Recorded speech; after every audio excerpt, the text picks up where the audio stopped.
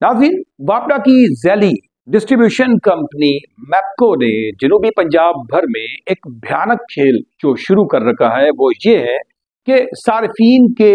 जो मीटर्स हैं उन पर इस बात का इंतज़ार किया जाता है कि कब वो अपनी मुकर्रर हद यानी कि जो रीडिंग है वो 100, 200, 300 या एक मखसूस फिगर को कब क्रॉस करे कि जिसके बाद जो है वो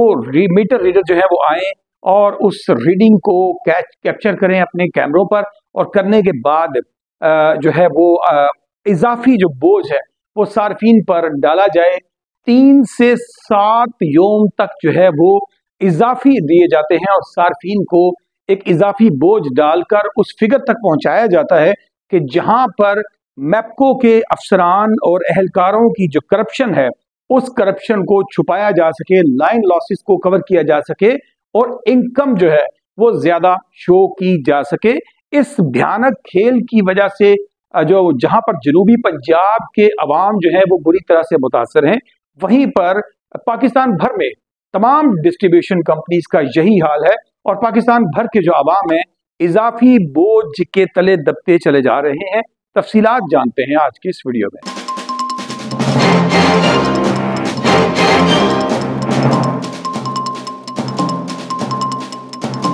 अस्सलाम वालेकुम नाज़रीन, उर्दू जायजा पर मैं हूं आपका अपना मेजबान डॉक्टर फैसल जहां। और जनाब, आज जिस टॉपिक पर हम गुफ्तगू करने के लिए जा रहे हैं वो इंतहाई तकलीफ दे अम्र है। यानी जनूबी पंजाब भर के अवाम ही नहीं बल्कि पाकिस्तान भर के जो अवाम है वो तमाम इस तकलीफ से गुजर रहे हैं, लेकिन इस तकलीफ से गुजरने का एहसास ना तो अरबाब इख्तियार किसी तरह भी इस तकलीफ को दूर करना चाह रहे हैं और हैरत अंगेज तौर पर ना ही हमारा मेन स्ट्रीम मीडिया इसके ऊपर कोई ज्यादा गुफ्तगू करता, बात करता या अवामी मसाइल पर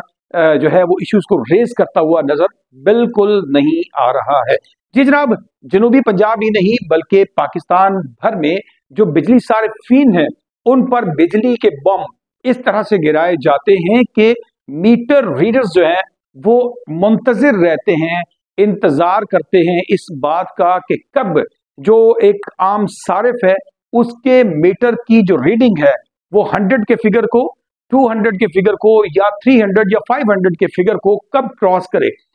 इस इंतजार को इजाफी टाइम दिया जाता है, यानी 3 से 7 दिन तक रीडिंग के प्रोसेस को, उसकी रीडिंग को जो कैमरे में कैप्चर किया जाता है उस प्रोसेस को लेट किया जाता है, ताखीर का शिकार किया जाता है ताकि इजाफी जो रीडिंग हो, ताकि वो जो नंबर, स्पेसिफिक नंबर है उसको जब क्रॉस किया जाए तो उसके क्रॉस करने के बाद जो है वो रीडिंग की जाती है ताकि पर यूनिट का रेट जो है वो कॉस्ट बढ़ जाए और वो इजाफी बोझ जो है वो आम आवाम के ऊपर डाला जा सके। इसकी रीजन क्या है, इसकी वजह क्या है, इसकी क्या वो ऐसी वजह है, क्या जो मीटर रीडर्स हैं वो किसी अफसरान की जानिब से दबाव का शिकार होकर ऐसा करते हैं या फिर जो है जो उनके अपने कुछ इस तरह के करतूत भी बीच में शामिल होते हैं। तो जनाब, हमारी जो तहकीक है उसके मुताबिक जो हमने जब पहली बात तो सार्फिन से इस बात को कंफर्म किया और सार्फिन ने इस बात का रोना रोया कि मैप्को के जो मीटर रीडर्स हैं वो 3 से 7 दिन तक जो है वो रीडिंग के प्रोसेस को लेट करते हैं और उनका बुनियादी मकसद सिर्फ इस टैरिफ को ऊपर लेकर जाना होता है ताकि जब वो एक मखसूस फिगर को रीडिंग जो है वो क्रॉस करती है 100, 200, 300, 500 या किसी भी एक फिगर को जब क्रॉस करती है तो ओवरऑल पर यूनिट का रेट जो है वो बढ़ जाता है और उसके बढ़ जाने के साथ साथ जो टैक्सेस हैं वो भी इसमें इजाफी तौर पर शामिल हो जाते हैं। और जनाब, इसी तरह फ्यूल प्राइस एडजस्टमेंट चार्जेस और ये पाकिस्तान के अंदर, पाकिस्तान एक वाहिद मुल्क है दुनिया का कि जहां पर बिजली के बिलों के अंदर टैक्सेस की एक कसीर तादाद है, कसीर भरमार है, जिसकी वजह से ऑलरेडी पहले पीटीवी के taxes, petrol price adjustment charges और पता नहीं क्या कुछ और इतने ज्यादा टैक्सेस ऑलरेडी डाल दिए जाते हैं कि जिसकी वजह से यकीनन जो है अवाम इस बिल की वजह से इंतहाई तंगी परेशानी का शिकार रहते हैं। लेकिन दूसरी जानिब अब ये जो घिनौना खेल शुरू किया जा चुका है, बल्कि कई सालों से चल रहा है, अब इसको हम जो हाईलाइट करने जा रहे हैं इसमें बुनियादी मकसद जो है वो इस करप्शन को छुपाना है कि अपने ही मैप्को के जराये ने बताया कि इसमें इनका बुनियादी मकसद जो है वो उस करप्शन को छुपाना है जो कि अफसरान से लेकर नीचे मातहतान तक, यानी इनके मीटर रीडर से लेकर और ऊपर तक बैठे हुए तमाम अरबाब इख्तियार जो हैं वो इसमें बराबर के हिस्सादार हैं। यानी कि ये जो मीटर रीडर्स हैं, ये जो मुख्तलिफ जगहों पर मीटर रिवर्स करने का प्रोसेस है, या जो जिस तरह करप्शन की जाती है, इस करप्शन को, इन लाइन लॉसेस को, इस चोरी, बिजली चोरी को, ये वो चोरी नहीं जो आम सारिफ करता है। जब सारिफ करता है तो इनके रोजाना की बुनियाद पर ऑपरेशन चल रहे हैं और ये बिजली चोरों को रोजाना पकड़ते हैं और उनके खिलाफ FIR दी जाती हैं। लेकिन जहां पर इनके अपने अहलकार इस तरह की करप्शन में मुलव्वस हैं, इसके खिलाफ किसी किस्म की कार्रवाई कभी भी आपको सुनने को नहीं मिलेगी। और यकीनन जब तक कोई वापडा, कोई मैप्को का अपना अहलकार चोरी के प्रोसेस में शामिल ना हो, उस वक्त तक एक सारिफ जो है वो कभी भी चोरी नहीं कर सकता है। वो कहीं ना कहीं किसी न किसी की सुपरविजन में ये काम करता है, तो ही ऐसा मुमकिन हो पाता है। और जो डायरेक्ट कुंडियां डालने वाला निजाम है, आज वो दौर नहीं है। यकीनन इसमें कहीं ना कहीं कोई मीटर रीडर, कोई ना कोई एम्प्लॉय, कोई ना कोई अहलकार शामिल होता है, तो ही ये काम हो पाता है। जी, एक रिसर्च जो मैंने पढ़ी, उस रिसर्च के मुताबिक तोहा आदिल रिसर्चर हैं, इकोनॉमी के रिसर्चर हैं। उन्होंने 2022 के जो अदाद-ओ-शुमार पाकिस्तान के पेश किए, उसके मुताबिक पाकिस्तान के 520 अरब रुपए, जी 520 बिलियन रुपीस जो है वो एनुअली लाइन लॉसेस के ऊपर चले जाते हैं, जो बड़ी तकलीफदेह चीज है, बहुत तकलीफदेह चीज है। और 1/4, चौथा हिस्सा भी 22% जो है वो 22% से ज्यादा जो बिजली है वो लाइन लॉसेस की नजर हो जाती है।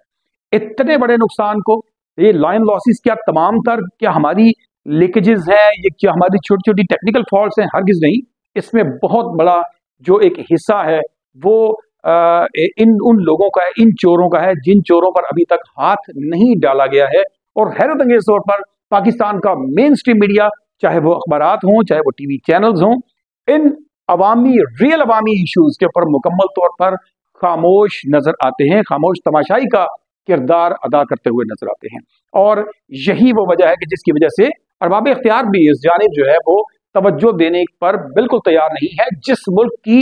22%, 22% जो बिजली है वो लाइन लॉसेस में जाती है, हरगिज भी मैं इसको नहीं मानता कि वो लाइन लॉसेस में जाती है। इसका मेजॉरिटी जो है वो चोरी के अंदर जाता है। और चोरी के अंदर बिल्कुल ये दिल नहीं मानता है कि चोरी अवाम डायरेक्ट, या कोई भी एक फैक्ट्री ऑनर या मिल ऑनर जो है वो डायरेक्ट खुद करता है। नहीं, इसमें कहीं ना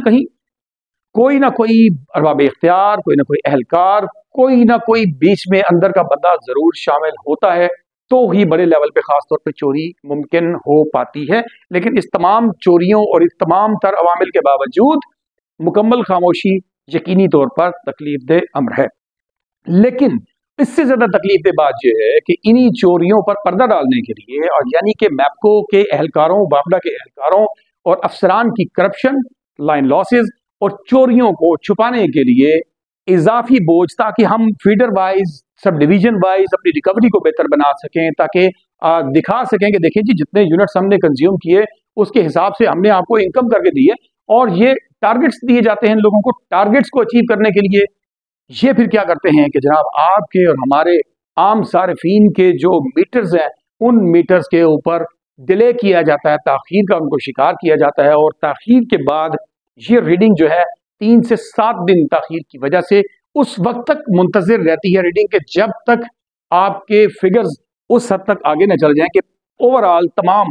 पर यूनिट जो आपके यूनिट्स हैं, पर यूनिट का रेट जो है वो उस पर जब तक फर्क नहीं पड़ जाता, तो एक मखसूस फिगर को क्रॉस करने के लिए इंतजार किया जाता है। ये इंतजार इन लोगों की चोरी, इन लोगों की करप्शन को